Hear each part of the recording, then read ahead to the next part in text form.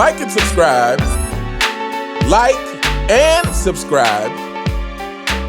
Like and subscribe on the way in the door, my people. I hope you all are having a truly fantastic day today on this Fanboy Friday. And so I was checking out the latest episode of The Shop that had, of course, the Deer, LeBron James. It had Travis Scott, Ice Spice, Sauce Gardner, J-Rod, and Ochocinco. And on this episode, Ochocinco challenges LeBron James to one-on-one, which we're going to check out that clip shortly. But what I want to start off talking about is, again, I've said this many times, and I will continue to say it. Fanboys, I know it hurts to hear this, but LeBron James is an alpha until another alpha shows up. Watching this episode of The Shop, and you really is on every episode of The Shop pretty much, you just get this feeling of so much co-signing, so much political correctness, so much this is we are the world, everybody wants to be buddy kind of thing. Nobody wants to step on any toes kind of atmosphere. But this particular episode was nice because when Ochocinco showed up, there was automatic competitiveness in the air. He came in with that attitude. He came in with, I will challenge anybody in here kind of mentality. And it was actually kind of nice to see, especially amongst the athletes. I mean, again, I feel like if you're not just a true competitor at heart, why are you playing sports? But anyway, before we go any further, let's check out this clip. Ocho's been in the shop for 20 minutes. He's asked Travis Scott and Ice Spice if they need a feature. Hey, Ocho, you can rap? Close mouth, don't get fit, huh? You can rap? Well, yeah, boy. I'm you like that. And I can hoop. What's up? You trying to run one? Y'all can move that out the way? Let go to fire real quick. Y'all got the ball? No, I'm serious. We're in the practice. We're in the NBA, WNBA practice, and I'm sure It's a hoop, though. Yeah. We're in the practice. They hung up all the rocks. They can really do everything. Wow, back that little nigga down, man. Huh? You can hoop for real? What position did you play? Man, but I played the four. The phone. The phone. Yeah. No, they play the phone. No legs. No, 5'6", let's go back. The last hits. Ocho, give me a pro comp. Who's like your style of game in the NBA My right style, now? I'm like Rasheed Wallace.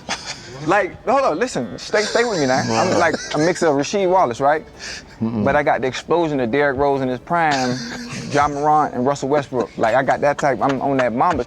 You can jump? What? My brother about 46. 46 what? Huh? 46 what? Inches. Yeah, come on, Ocho. Y'all ain't never seen me hoop? No. You gonna see in a minute when we play that. You nervous? Yeah. Yeah, I know you is. You got the right one. So you see Ochocinco, like I said, he brought that competitive energy. And at one point, he looks to his right, which is where LeBron James was sitting, and says we can play one-on-one. You heard the whole clip. And you heard at the end of that clip, Ochocinco asked LeBron, he said, "Are you nervous?" And LeBron James says, "Yes." And he was basically like, you should be. Now, I feel like I've heard stories in the past of a football player beating LeBron James one-on-one. Now, some people have mentioned in my comments they thought that was Ochocinco. So maybe, LeBron James is nervous because he already knows Ocho has beaten him in the past. But either way, to me, if you watch this, like I just played the audio, but you guys, if you go back and watch this clip, you will see. As a matter of fact, I'll try to leave the link and the timestamp in the comments or in the description. I'll leave it in the description. But if you watch the exchange, to me, if you just watch this exchange, this is a reason to know that LeBron James is not the GOAT. You're the so-called greatest player in the history of the game, according to your lost dimension of fanboys, according to the members of the CFL, according to the 4 and 6ers.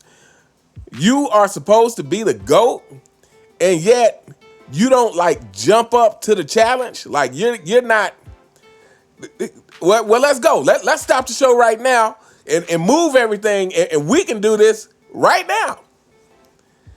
Like LeBron James' energy was very passive for someone who's challenging you. I mean, we've all heard numerous stories of Michael Jordan. You know, I think the one that comes at the top of my head is when Michael had retired from the Bulls, and the new guy, I can't even remember his name. But anyway, the story was, you know, he was trash talking Michael to the team, to the Bulls team. Again, Michael wasn't playing. I think B.J. Armstrong got word back to Michael that this guy was saying he could beat him, and Michael showed up at practice. He just showed up at the practice and was like, check. You calling me out saying you can beat me, let's go ahead and do this. And we've heard the numerous stories of Michael Jordan like this, because Michael Jordan always wanted that smoke.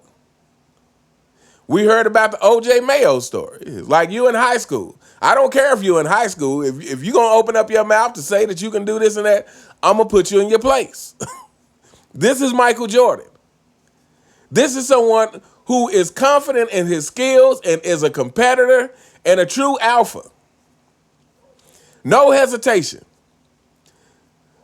But and like I said, go back and watch the video. And the worst part about it is LeBron James' body language.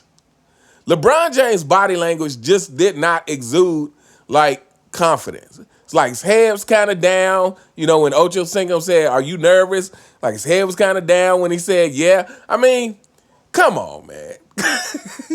This video right here is evident enough to say there's no way this guy can be the GOAT.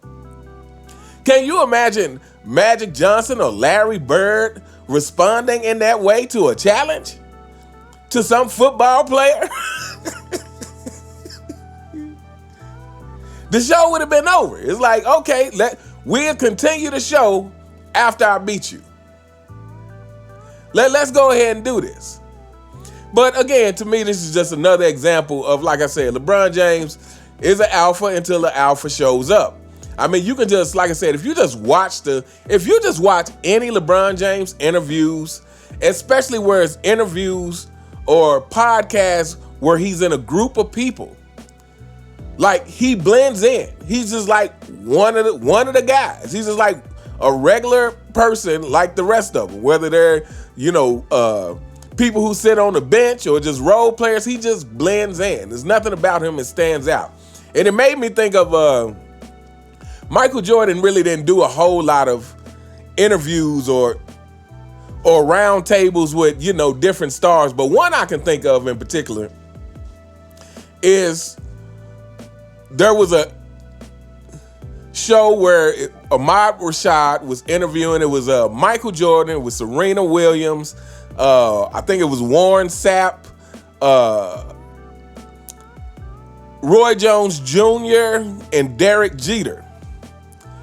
And, these are all some of the best of their time. Whether you're talking about football or boxing, or baseball or tennis. So some of the best all in a room with the GOAT, Michael Jordan. And you could tell, it's like when Michael Jordan talked, everybody was like all eyes on him, paying attention to every word he said, because Michael Jordan is the clear alpha no matter what room he walks in. With the best of the best, he's the clear alpha. It doesn't matter if you're the best in your sport.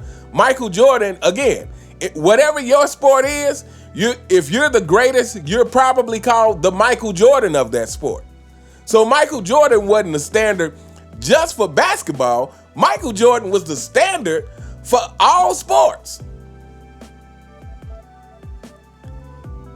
And of course, another instance we can think of, like I said, where you can tell Michael Jordan is the alpha of alphas, is the 75th anniversary thing in Cleveland. Mind you, who were all the athletes gravitating around? Who got by far the biggest applause? The real GOAT got the biggest applause, not the fake GOAT, even though it was the fake GOAT's own city or state where he came from. Even though he had home court advantage, so to speak, he still could not overcome the fact that there's one real GOAT in the building, and his name was Michael Jordan. So yeah, this is a short video, but I just thought it was interesting. Like when I saw, I was just like, man, LeBron, you supposed to be the GOAT, and you letting Chad just challenge you like this. And like I said, it's more than that, because I just played the clip. But if you watch it and just watch the body language, I'm like, dude, where is your competitiveness? Like, where is your pride? Where is your no, you're not going to talk to me like this. If you want to smoke, then I'm bringing the smoke. Come get the smoke if that's what you want. If you want me to embarrass you in front of these room full of people, let's go ahead and do that. But again, LeBron James did not have that kind of energy. And to me, it just speaks to another reason why it is impossible for LeBron James to be the GOAT with that kind of mentality. The GOAT of what? The GOAT of insecurity. But anyway, let me know what you guys think in the comments. Did any of you happen to catch that clip with Chad Ochocinco challenging LeBron James to one-on-one and just seeing how LeBron James didn't really respond to that challenge? He didn't respond in a way of a competitor, of an alpha who is not going to be challenged. But anyway, let me know what you guys think. You all have a truly fantastic day, except you fanboys. I hope your day continues to be terrible. And I'll see you next time. All right.